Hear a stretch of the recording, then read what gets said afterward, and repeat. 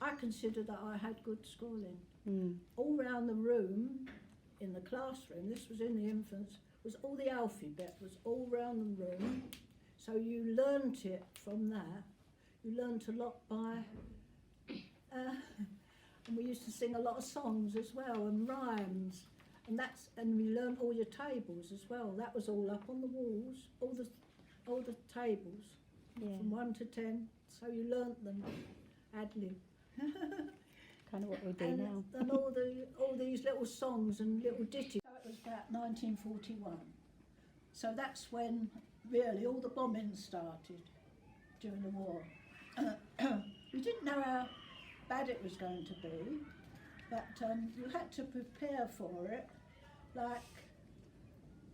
Like you had to, in the blackout, you had to make sure there was no lights on in your house, because as the aircraft come over they could see all the lights, of course, and you had to tape all the windows so they didn't shatter in bombs. Passepartout it was called. I remember the name of it. It was like a big black tape and it was called Passepartout. Right, so, and then at the beginning of the war they started to deliver air raid shelters. Some were called Anderson shelters and some were called Morrison shelters. Right? Yeah. And that was probably after a politician, wasn't it? Morrison.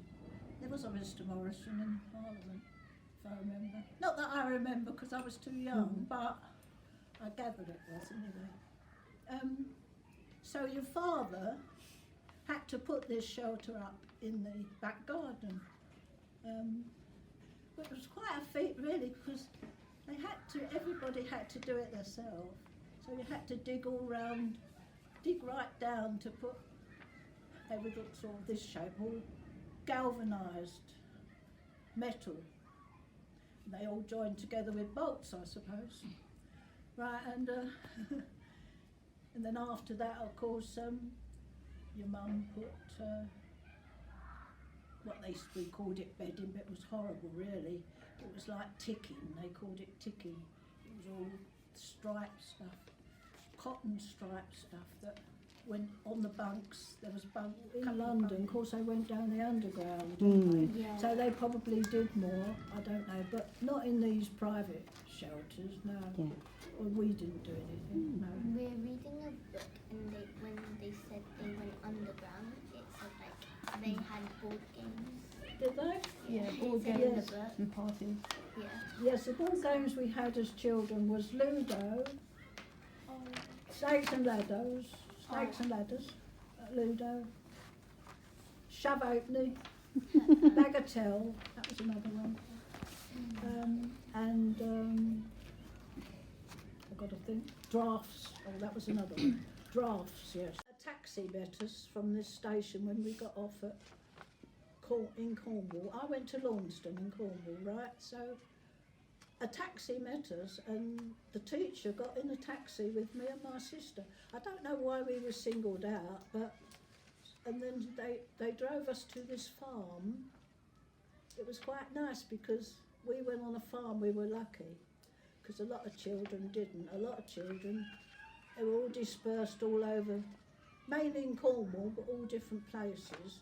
There was one girl that was quite nearby to us, I think, because when we got to this farm, I don't remember saying hello to the lady, the farmer's wife or anything like that. I don't remember all that, but all I do remember, she had a piano in one of the rooms and I went straight in there because I used to do a lot of dinging on it.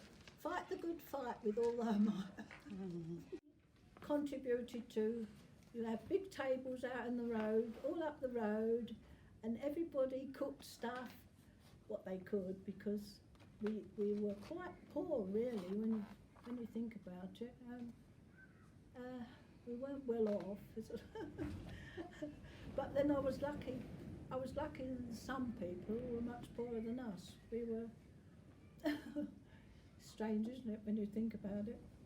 So everybody cooked stuff and made cakes, and it all went out on the tables, and all the flags went out all up the road, you know, the Union Jacks went all up the road. So Yes, and you had like a party, really. Some people even took a piano out there as well, as far as I can remember. Yeah, somebody Wow. did and played the piano, yeah. Yes, it was quite good.